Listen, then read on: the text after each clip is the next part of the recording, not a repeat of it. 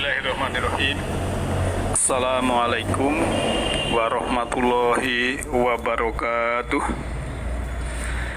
Alhamdulillahi nahmaduhu wa nasta'inuhu wa nastaghfiruh wa na'udzu billahi min syururi anfusina wa sayyiati a'malina may yahdihillahu fahuwal muhtadi wa may yudlil falan tajida lahu waliyyan mursyida. Subhanaka la ilma lana illa ma 'allamtana innaka antal alimul hakim. Ikhwatin yang berbahagia, kajian Masjid Alim Nurul Huda yang insya Allah dirahmati oleh Allah Subhanahu wa Ta'ala. Kita jumpa lagi. Kita bersyukur kehadirat Allah Ta'ala bahwa kita masih diberi keberlimpahan kehidupan ini, baik itu berupa keimanan, keislaman, keselamatan, kedamaian, kenyamanan, ketentraman, keselarasan, yang semua itu karena Allah Maha Pengasih lagi Maha Penyayang. Semoga dengan bersyukur Allah memberikan tambahan kenikmatan berupa rahmat dan hidayahnya. Kita masih Ma'rifatullah dan meniti ke dalam diri temanya, namun topiknya juga nanti kita simpulkan masing-masing. Yang intinya kita berharap bisa resonan dengan apa yang diwahyukan Allah, firman Allah ya, karena sering saya sampaikan bahwa wahyu itu adalah getaran ilahi. Nah, getaran ilahi itu hanya bisa diterima oleh orang yang frekuensinya sama. Karena Al-Quran itu adalah bahasa spiritual, Al-Quran itu bahasa jiwa, bahasa universal. Ikhwatin yang berbahagia, dalam kehidupan ini kita akan mendapatkan guru kehidupan. Jadi guru itu banyak, nah, ilmu juga banyak. Tapi ilmu yang penting itu penggunaannya, bukan banyaknya yang dimiliki. Jadi kita mengkaji kesana kemari ya, mencari ilmu sebanyak-banyaknya itu oke-oke saja. Tapi yang paling penting adalah penggunaannya. Secara pragmatis, ilmu yang kita dapatkan ini bisa mencerahkan kita atau tidak, bisa memperbaiki spiritual kita atau tidak. Jadi pendidikan itu ya dalam kehidupan ini, bukan dalam mata pelajaran. Maka kalau ada orang yang menyombongkan gelar ya, menyombongkan kekayaan ya, itu akhirnya akan direndahkan oleh Allah dengan gelarnya, dengan kekayaannya. Karena itu adalah hukum alam. Kalau orang itu sombong ya akan dihukum oleh Tuhan oleh kesombongannya sendiri. Ya, jadi memang guru kehidupan ini rumit sekali, tapi lembut sekali. Nah, bagi yang tahu ilmunya, tahu caranya, ya kita dalam hidup ini akan menjadi baik-baik saja. Karena memang Allah sudah menciptakan ada yang gelap, ada yang terang. Nah, satu-satunya cara menghilangkan kegelapan itu adalah menghadirkan cahaya. Apabila energi dalam diri kita, dalam nafs atau jiwa kita ada kemarahan ya, itu lebih besar daripada energi kesadaran, maka akan mudah meledak. Sebab energi kemarahan, energi dendam itu sebetulnya bisa diolah menjadi energi kasih sayang dengan cara meluaskan pikiran.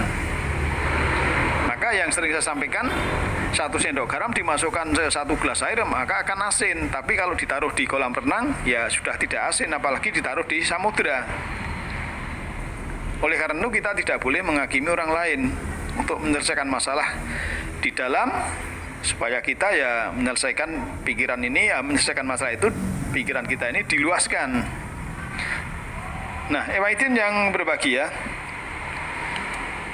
maka dalam Al-Quran Allah sudah menyebutkan ya, surah 17 ayatnya 25, a'udzubillahi minasyaitonirrajim, Rabbukum a'lamu bima fi nufusikum ing takunu solihina fa innahu kana lil awwabina ghafura. Rabbmu, Tuhanmu lebih mengetahui apa yang ada di dalam kolbumu. Jadi Rabbukum a'lamu bi nufusikum, yang ada di dalam jiwamu, yang ada di dalam dirimu. Jika kamu orang baik, ya, ing takunu solihin, jika kamu orang soleh, fa innahu kana lil awabina ghafura, maka sungguh dia Allah itu maha pengampun kepada orang-orang yang suka bertobat. Ya, ciri tobatnya itu ya berbuat salah kemudian berbuat baik, itu namanya tobat, bukan hanya istighfar saja. Istighfar nanti mengulang lagi kesalahan, itu namanya belum tobat. Maka sebetulnya Allah sudah menciptakan, memprogram di alam semesta ini kan ada hukum tarik menarik, ya. Maka kalau ada istilah LOA, yaitu LOA, itu juga ada istilah LOSA. Ya, LOSA itu Love of Spiritual Attraction. Jadi ada istilah dalam Al-Quran, itu kebaikan dibalas kebaikan, keburukan dibalas keburukan. Karena dalam materi ini memang ada medan gravitasi, ada medan elektrik, tapi yang paling penting adalah jiwa kita ini ada medan spiritual. Jadi ada kecerdasan semesta yang tanpa batas, karena kita manusia ini adalah bagian dari semesta. Nah, itu berbahagia. Kalau ada istilah love of spiritual attraction, ya, itu harus ada pemicunya, yaitu dalam pikiran kita, istilahnya blueprint, ya, cetak biru, sehingga kita kadang ada posisi positif, kadang negatif. Yang positif akan menarik yang positif, yang negatif akan menarik yang negatif. Maka kita harus hati-hati dalam zona nyaman. Kan sebetulnya hidup ini kan tanpa batas bagi Allah, karena programnya ya sangat luas, ya. Ibaratnya kita main catur itu kan bisa beberapa langkah. Ada banyak itu, ya, banyak permainan catur itu langkah-langkah yang alternatif atau langkah bagaimanapun bisa, karena ada bidak, ada menteri, ada kuda, ada gajah dan lain sebagainya. Sehingga bagi orang-orang yang sudah menjadikan dirinya ini sebagai kenyamanan, sudah personal genius zone, ya, kita akan fokuskan, ya, dalam diri ini kita arahkan sesuatu itu yang mengalir, jangan sampai kita dalam kebeguan. Karena dorongan spiritual itu akan mendorong belajar merubah perilaku yang negatif menjadi positif. Nah, sebab apa? Ya, kalau kita yang negatif kita pelihara, nanti yang positif akhirnya akan pergi. Ya, itu yang berbahagia. Di semesta ini kan hanya manusia yang diberi banyak peran, ya. Ya, kalau misalnya benda itu, ya, makhluk jamati, ya, kan di dunia ini ada makhluk rohani, makhluk insani, makhluk hayawani, makhluk nabati, dan makhluk jamati. Itu biasanya fungsinya satu. Api itu perannya cuma satu, memberi panas. Dan yang lain-lain, termasuk juga air. Tapi orang yang kesadarannya tinggi itu pasti punya sensitivity, ya, juga senang bersih, senang teratur, ya, senang nyaman, senang yang baik-baik, ya. Maka kalau kita belajar ilmu hakikat itu harus dimulai dari mengalami. Ya, mengalami. Kalau kita belajar hakikatnya kebersihan, ya kita harus mengalami bersih. Hakikat daripada sholat untuk tersambung dengan Allah, ya kita selalu berhubungan dengan Allah, sehingga hal-hal yang positif itu selalu mengalir di dalam jiwa kita.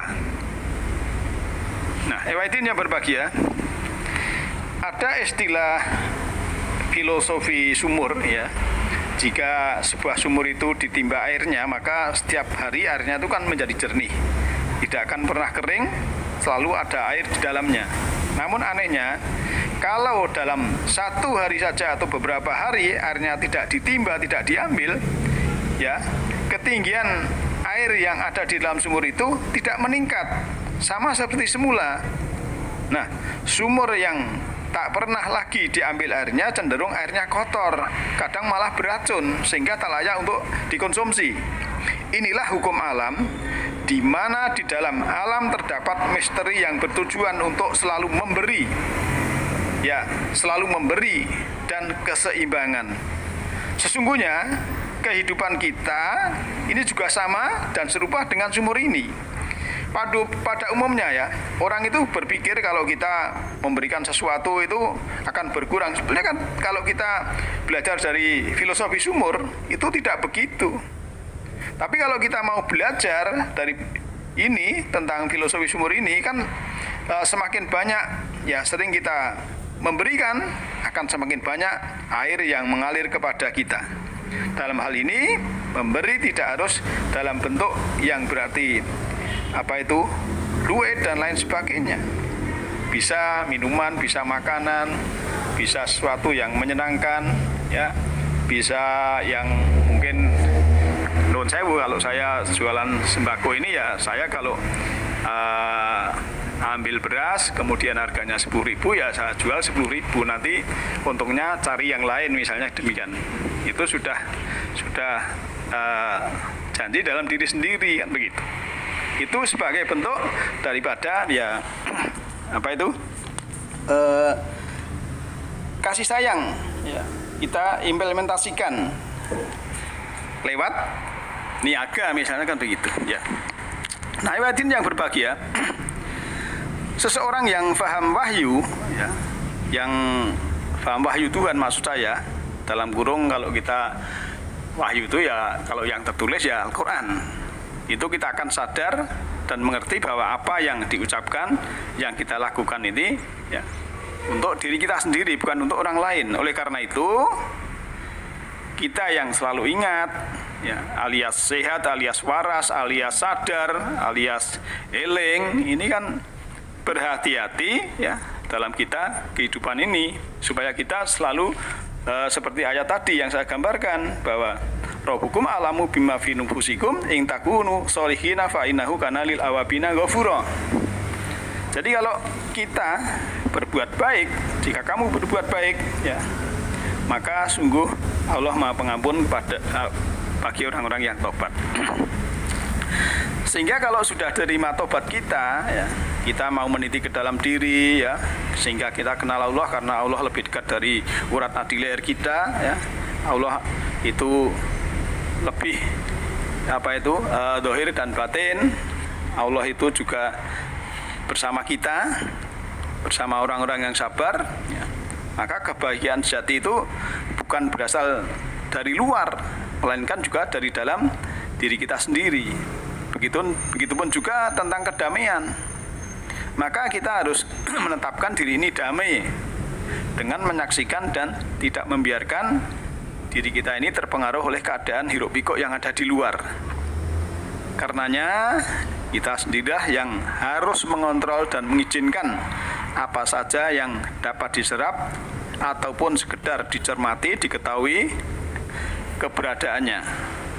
Jangan biarkan situasi di luar itu merusak kedamaian di dalam diri kita. Jangan sampai yang di luar itu merusak kebahagiaan yang ada di dalam jiwa kita. Maka kita harus menciptakan ya jannah atau taman atau surga dalam diri sendiri.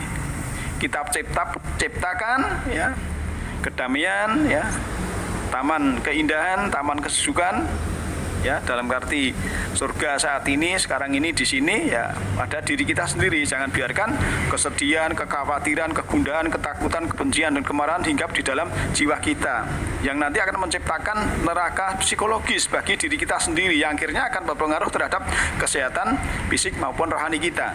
Nah, hadirin yang berbahagia, kan di semesta ini semua itu kan terdiri dari energi dan digerakkan oleh pusaran-pusaran energi yang tanpa batas. Manusia, hewan, tumbuhan, ya dan sebagainya itu, ya. Walaupun sebetulnya kalau materi itu kan juga energi yang dipadatkan, dan Allah sudah memberikan yang namanya hukum alam. Itu juga berlaku siapa saja, termasuk kita ini kan bagian dari alam, maka kita harus mengikuti hukum alam yang Allah ciptakan. Nah, wajibnya berbahagia seperti dalam hal tadi, kalau kita sudah mengenal Allah, ya, sudah ma'rifatullah, kita sudah meniti ke dalam diri, ya, itu kan Tuhanmu lebih mengetahui apa yang ada di dalam hatimu, apa yang ada di dalam jiwamu. Karena apa? Karena Allah lebih dekat daripada urat leher. Kalau Allah juga ada ayat Allah bersama orang-orang yang sabar. Ini kalau di mafhum mukhalafah, berarti kalau kita tidak sabar, ya, berarti Allah tidak bersama kita, kan begitu mafhumnya, pemahamannya. Ya, bagi yang belajar usul fikih itu juga berlaku definisi itu. Oleh karena itu, ya, kita harus sadar, tingkatkan kesadaran kita ini, hidup dalam berkesadaran, selalu berkasih sayang, memberikan yang terbaik untuk umat manusia ini, ya. Karena apa? Karena tugas kita di semesta ini adalah menebar kebaikan. Yahdillahu linurihi mayasya. Allah menunjuki cahayanya berupa alam semesta rohani kepada siapa yang dikehendaki, karena mereka menghendaki cahaya itu. Nah, semoga kita mendapatkan cahaya alam semesta rohani dari Allah, dan semoga Allah Ta'ala membimbing kita di garis hukumnya dan melindungi kita semua dari kegelapan jiwa, dan semoga kita selalu mendapatkan cahaya darinya. Semua makhluk hidup, baik yang kelihatan maupun yang tidak kelihatan, di setiap ruang dan waktu, di semua tingkatan, senantiasa hidup berbahagia. Demikian, nasrun minallahi wa fathun qarib. Alhamdulillahirabbil alamin. Assalamualaikum warahmatullahi wabarakatuh.